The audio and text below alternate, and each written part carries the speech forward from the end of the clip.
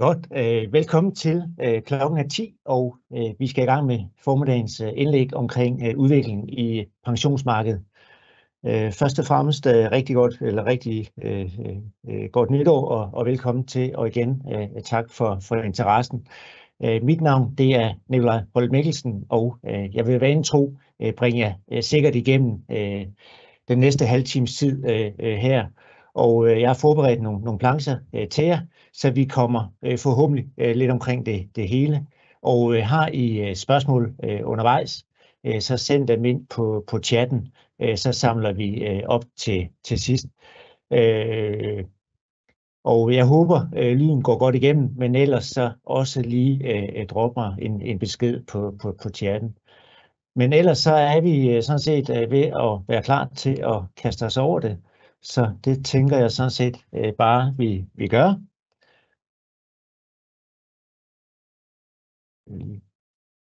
Sådan. Så skulle der gerne være et lille billede af mig og et stort billede af skærmen her. Sådan. Hvis vi bare lige starter på at samle op på 23, på hvordan det gik for forskellige aktivklasser, så var det jo lidt specielt år, fordi faktisk hen mod slutningen af oktober så det jo egentlig ud til at blive lidt mere et år, men på grund af de her rentefald, som vi jo fik i november og december, så kom alle aktivklasser med. Men vi har herhenne i højre side private equity, børsnoteret PE-selskaber 35%, men ellers er det værd at hæfte sig ved globale aktier 20,5%. De blå, det er aktier, og de gule, det er obligationer. Børsnoterede ejendomsselskaber kommer også godt med til sidst.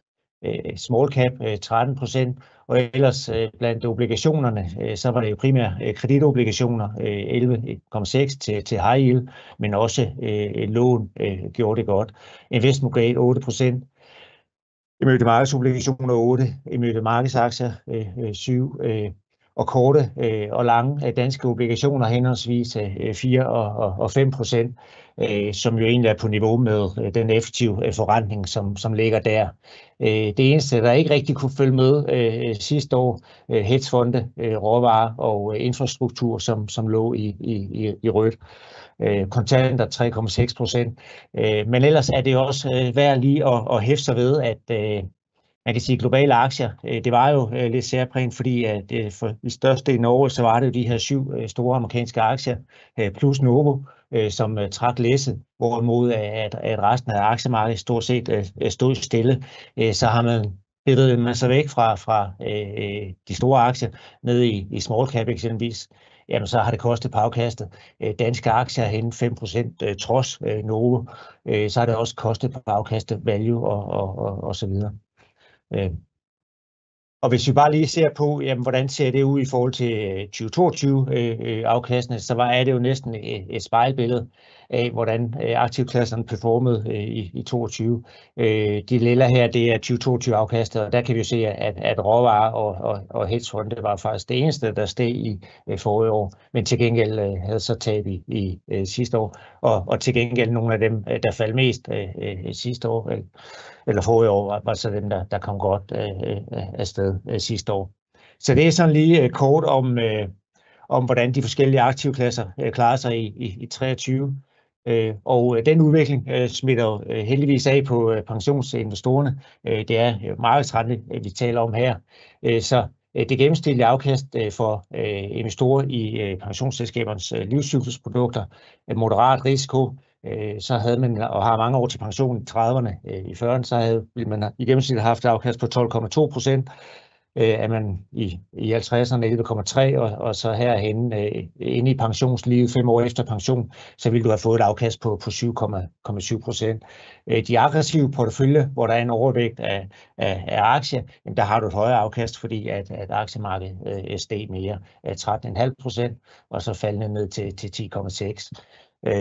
Tæt på pensionstidspunktet. Og ellers herhenne de konservative med overvægt af obligationer, jamen så jo egentlig et udmærket afkast, trods den her lidt mere defensive profil. De bæredygtige herhenne, Det er de gule søjler, og der kan vi faktisk se, at de ligger egentlig meget tæt på, hvordan kan man sige, det gennemsnitlige afkast for alle pensionsprodukterne klarer sig.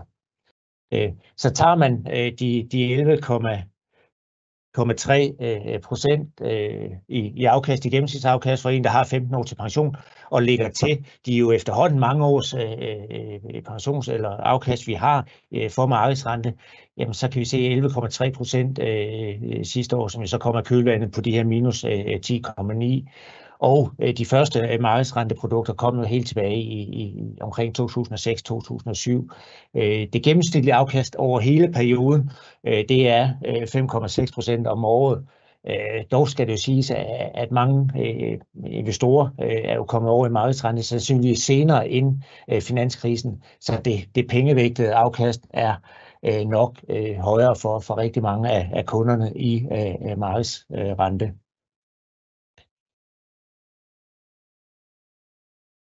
Og udover 23, så kan man sige, som jo var et afkast i gennemsnit over middel, tæt på det dobbelte af de her 5,6% i markedsrente, så kan vi se på de længere horisonter herinde, igen 30 år til pension, moderat risiko.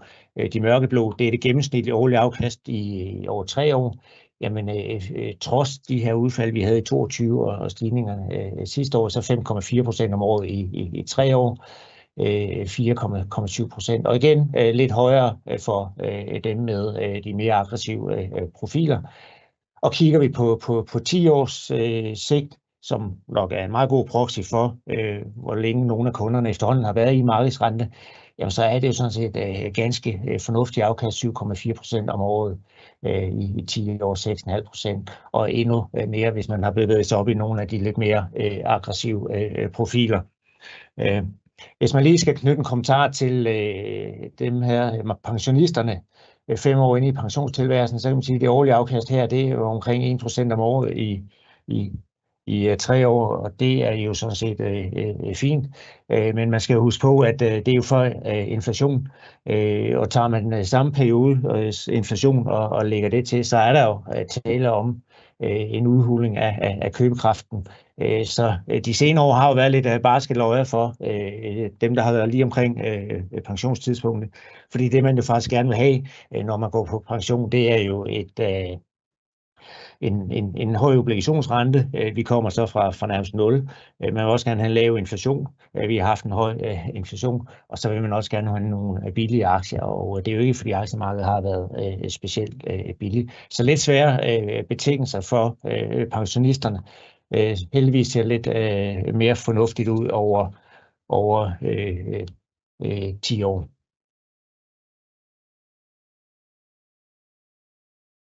Og hvordan ser det så ud for pensionsselskaberne sidste år? Det er 2023 afkastet her, og det gennemsnitlige afkast, de 11,3%, det er moderat risiko, 15 år til pension, egentlig i starten af 50'erne, lidt afhængig af, hvornår man regner med at gå på pension. Og ellers kan vi se, at der er en god spredning, 18% hos P+, bæredygtigt. Næsthøjeste afkast var også P+, men ellers så kommer pædagogernes pension med 13,8, når det er pension 12,7, vældig indeks 12,5%, og så ned til industriens pension 5,8, pension Danmark 8,5%. Og de grønne søjler er altså de egentlig bæredygtige produkter, som ligesom har en særlig bæredygtig strategi, og der kan vi se, at der er nogen, der ligger både på højre side, på den ene side af gennemsnittet og på den anden side. Så der er ikke rigtig noget entydigt mønster der. Vi kommer lidt mere tilbage til det lige om lidt. Men der skal man sige, at lige med respekt for udviklingen her, så er det også vigtigt lige at se på, jamen, hvordan ser det ud, når vi tager 22 med. Og der kan vi, det er så de mørke blå søjler, og der kan vi jo se herhenne, at nogle af de store fald, 13, 14, 15% i 22, jamen der så vi så også, at nogle af dem, der havde de større fald, det var så også dem, der fik den største rekyl sidste år. Og omvendt, Ja, det kan godt være, at Industriens og Pension Danmark ikke havde de største afkast sidste år, men omvendt var det så også nogle af dem, der kom noget igennem 22 med sådan forholdsvis behersket tab. Og så er der også en gruppe af pensionsprodukter, ansvarlig valg, Klima Plus fra PFA og Value Aktiv, som jo havde også nogle sådan forholdsvis store tab i 22, men ikke på samme måde som eksempelvis P Plus pædagogernes fik helt samme rekyl. Så hvis man lige lægger de to perioder sammen og ser på, hvem har egentlig fået genvundet tabene, så kan vi se hernede, at trods det her forholdsvis beskedne relativt set afkast sidste år for Industriens og Pension Danmark, så Pension Danmark har faktisk fået genvundet det tabte og har samlet set et afkast på 1,8% over perioden. P Plus ligger med 1,5% i minus, men ellers kan vi se Industriens P Plus er i plus og har også fået genvundet tabene fra 22. Det samme har når det er pension, når det er pension mix, og ellers også AP og bæredygtig og sampension. Og så er der jo nogen, som har stadig et stykke vej op. Størst er jo faktisk nogle af de her miljø- eller klimafonde eller bæredygtige fonde, ansvarlig valg fra Danica og PFA's Klima Plus. 22 er jo lidt kan man sige, udfordrende for bæredygtige strategier, fordi at noget af det eneste, der steg, som vi så tidligere, det var jo råvarer herunder i høj grad fossile brændstoffer. Så 22 var en hård omgang for kan man sige, den type investeringer som helhed, fordi det har man typisk mindre af, når man har en bæredygtig strategi. 23, der kan man sige, at klima er jo sådan, og den grønne omstilling er kun en del af det at investere bæredygtigt. Du har jo også social ansvarlighed og god selskabsskik. Så hvis der for eksempel er selskaber som Amazon eller Tesla, som man ikke synes, at de kan finde vej til en bæredygtig strategi, fordi der er noget fagforeningspalaver eller lignende. Det kan også være Apple eller Meta, som måske af en eller anden grund ikke er fundet tung nok til at indgå i sådan en bæredygtig strategi. Så har man jo i forhold til sidste år, så har man så ekskluderet nogle af de selskaber, som steg allermest. Og det har selvfølgelig kostet på afkastet for en bæredygtig strategi. Og hvis man så oven i købet har købt mere af for eksempel Ørsted eller Vestas, jamen så bliver det jo altså en dobbelt whammy. Og det er nok et godt bud på, hvorfor vi ser, at nogle af de her bæredygtige strategier har haft det lidt op af bakke. Og man kan sige 5,8% hos industrien, så op til de her 18% i P Plus. Det er jo selvfølgelig ikke kun omkostninger og aktiv forvaltning, eller hvad det må være. Det er jo selvfølgelig også, fordi selskaberne ikke investerer ens. Og så de har jo været deres bud på, hvad der er den optimale allokering for pensionister på et given alderstrin og risikoprofil. Og her er det igen, hvad er aktieandelen på tværs af produkterne, når man har 15 år til pension. Så i gennemsnit får man en aktieallokering på 59% af porteføljen, hvorimod at for eksempel Pædagogernes Pension, de mener, at den optimale allokering for sådan en type kunder, det er 83. Omvendt Industriens, de har 42% i globale aktier, og emerging markets P Plus ligger med 66% her. Der skal man lige være opmærksom på, at de har en gearing i porteføljen, som betyder, at den reelle aktieeksponering er snarere omkring de 90%. Men man kan jo sige, at det her det er jo en udtryk for at sige, at hvis du kommer med dine pensionspenge, jamen, så vil du få den her aktieallokering. Så der er forskel på, hvordan de investerer pengene, og det er selvfølgelig også noget af det, der er udslagsgivende for afkastet, både i 23, men også over tid. Og her kigger vi på det årlige treårsafkast, 4,7% i gennemsnit om året i 3 år. og jeg har lige lagt linjen ind her, det er for som lidt tydeligt kan se, hvem der ligger over og under gennemsnittet. Som Sampension har gjort det godt med 7% om året. Det samme har Nordea også med deres mixprodukt og deres grønne omstilling. Pension Danmark ligger også over. PFA ligger på gennemsnittet stort set med deres hovedprodukt. Industriens ligger også over, og så der er stor spredning, og det er selvfølgelig blandt andet allokeringen, der i høj grad afgør, hvor man ligger henne. Så en ting er jo selvfølgelig, at nogen har klaret sig bedre og dårligere end andre, men hvis man ligesom tager højde for, Sampension ligger bedre end AP aktiv, men er det fordi, de bare havde en allokering mod noget, som klarer sig bedre over perioden? Så når man ligesom tager højde for, hvordan de reelt set ligger i forhold til deres eget strategiske benchmark, så kan vi se her igen de 4,7% om året. Det er i virkeligheden en gennemsnitlig underperformance i forhold til den gennemsnitlige allokering på 1,1% om året i 3 år. Og der kan vi se, hvis vi lige kigger på for eksempel Sampension, som jo ligger med det højeste afkast over den her periode, så kan vi faktisk se, at det er et mere afkast på 0,6 procentpoint om året i forhold til deres benchmark. Så den præstation er godkendt. Pension Danmark ligger også over, så selvom de ikke har det højeste afkast, så er det faktisk så er de home free i forhold til deres benchmark. Det samme med Nordea. Pension Mix, de ligger også over. Det gør de også med deres hovedprodukt, eller profilpension. Og igen, Industriens pension ligger også 1 procentpoint bedre, så de har gjort det bedre end deres benchmark.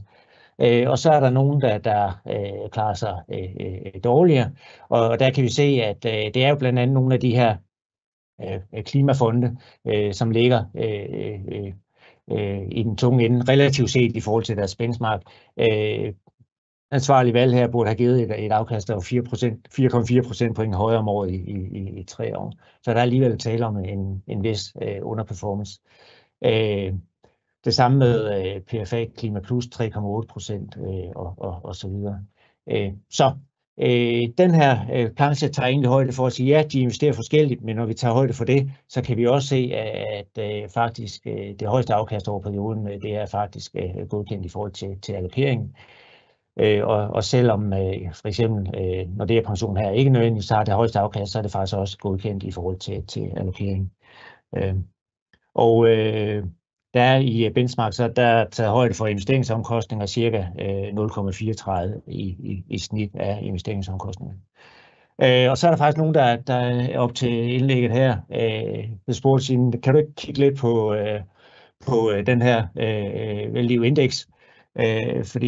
Og jeg tror, at det giver en kommentar til den, og det kan jeg godt, men ellers tænker jeg jo, at de bedste til at kommentere udviklingen, det er selvfølgelig Value selv. Men jeg tror, årsagen til at have fået de henvendelser, det bunder nok lidt i måske skuffede forventninger, fordi det er en indeksfond, som jo har givet 3,2% om året i 3 år, og i forhold til deres egen allokering, så er det faktisk en underperformance på 2,8 procentpoint om året. Det er imod ikke en del for et indeksprodukt. Og jeg tror, at den var nok ikke gået hos iShares eller Vanguard. Men lad os prøve at lige dykke lidt ned i det. Det er sådan, at i Value Index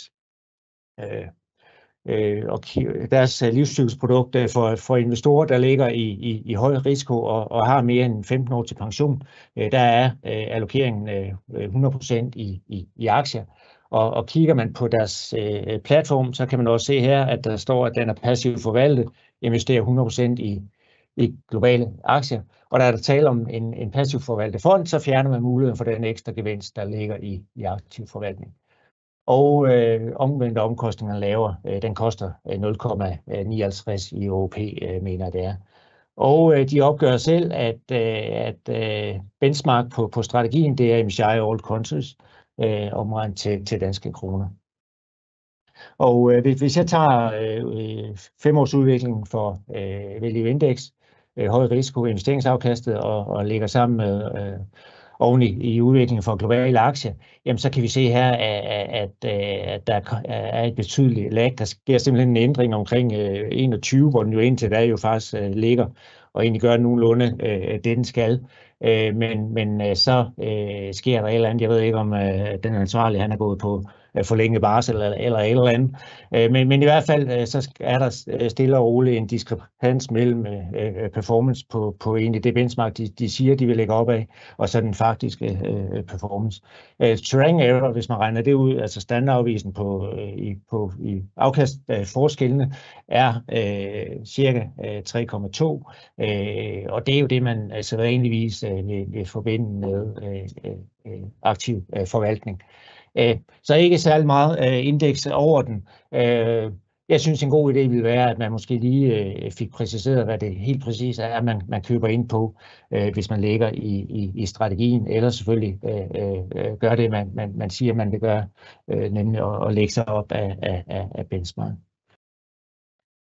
Det tror jeg i hvert fald vil give både kunder og distributører en bedre forståelse for, hvad der egentlig skyldes den her afkastforskel, som jo cirka er 3 procentpoint sidste år og 15 procentpoint over den fulde periode. Okay.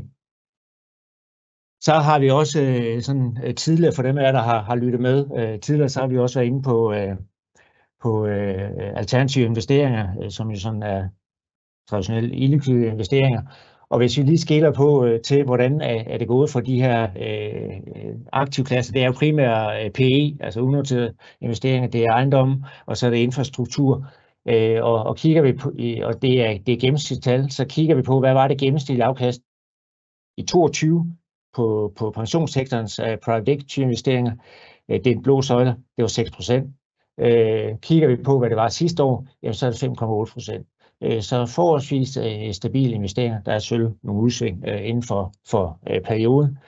Kigger vi så på, hvordan private equity selskaber bliver handlet i børsmarkedet, så indkasserer de et tab på cirka 30% i 22, og fik så til gengæld et afkast på 40% i sidste år.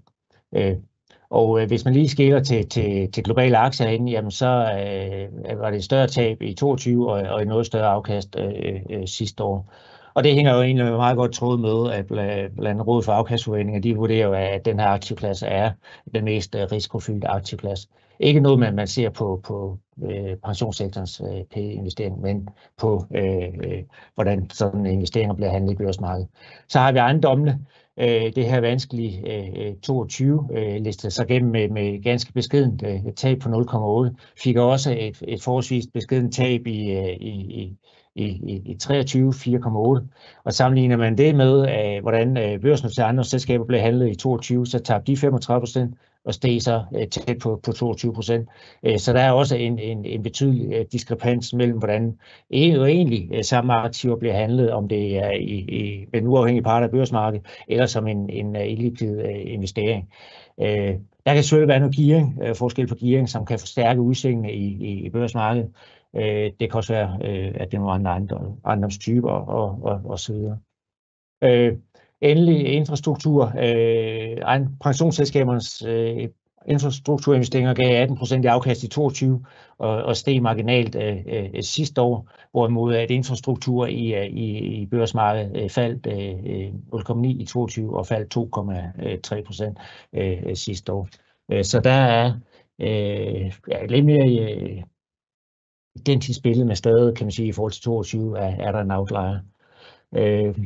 Og kigger man på lige at sammenligne med en kort dansk obligation, så kan man sige, at i hvert fald ejendommene er jo noget betydeligt højere afkast og betydeligt mindre risikofyldt end en dansk obligation. Kigger man på pensionsselskabernes PE-investeringer, jamen så har de kun 2/3 af risikoen af det globale børsmarked osv.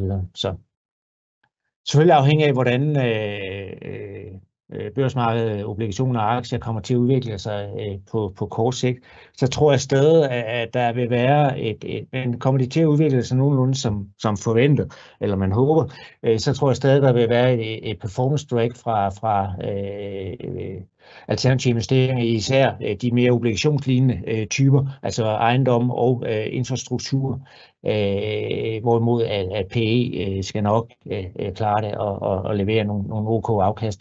Men altså, det virker som om, at udbyder af de her projekter, de afkastkrav, der står i PowerPoint-præsentationen på dem, jeg har kigget på, det er fuldstændig de samme afkastkrav, som der også stod for 3-4-5 år siden. Så det er ligesom om, at det ikke rigtig gået op for dem, at nu kan man altså få tilsvarende forrentning, eller måske endda endnu højere på noget, der er langt mere stabil og likvid. Så jeg tror, at det bliver en hurdle for dem i de kommende år. Men det må tiden jo vise.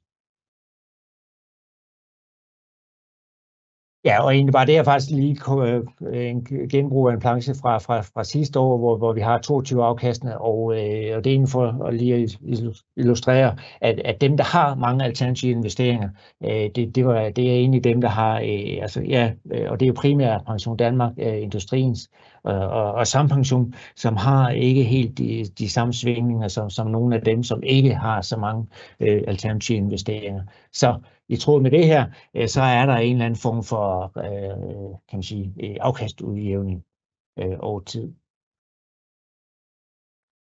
Og til sidst, en ting er, hvordan det er gået.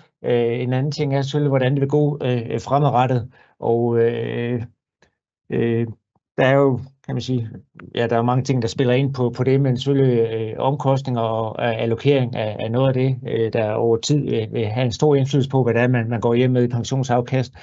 Og kigger man igen på og tager rådet for afkastforventninger og deres forventede afkast på de 10 aktivklasser, og mapper det op med, hvordan selskaberne investerer pengene for en kunde, som er moderat risiko og har mindst 15 år til pension, så kan vi se, at den gennemsnitlige årlige forrentning efter PAL-skat, inflation og omkostninger er i gennemsnit 2,6%, men det svinger så fra 3,6 i P plus 3% i Pension Danmark, og så ned til 2% i Nordea pension og 2,1% i Danica. Og I ved jo selv, 0,5%, det lyder ikke meget, men over en lang opsparingshorisont, så bliver det i hvert fald nok til en 2-3-4 års ekstra pensionsliv. Og nu har der jo lige været meget fokus på, at vi lever længere og så videre. Så det tror jeg, og nu er der jo selvfølgelig aldrig noget, der går helt som forventet med forventet afkast og så videre. Men det vil i hvert fald nok være et udmærket pejlemærke på, hvordan hvor man egentlig kan forvente at få et fornuftigt afkast. Og man behøver jo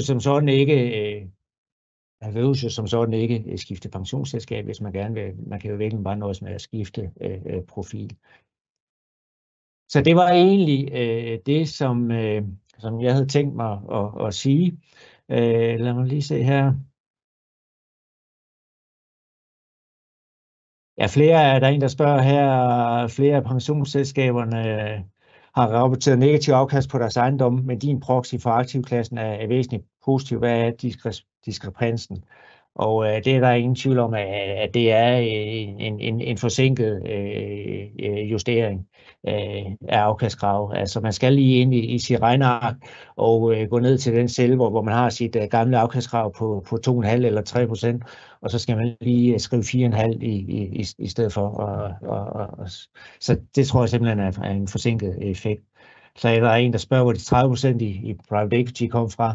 Det er en proxy for udvikling i PE-selskaber fra iShares. Så igen, det er en likvid aktiv, en likvid proxy.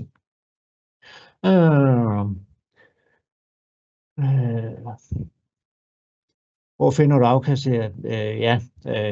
Og de kommer selvfølgelig fra kilden selv, så det er fra pensionssektoren. Så det var egentlig nogenlunde det, og mit ur siger 10.29, så det var jo nærmest spot on.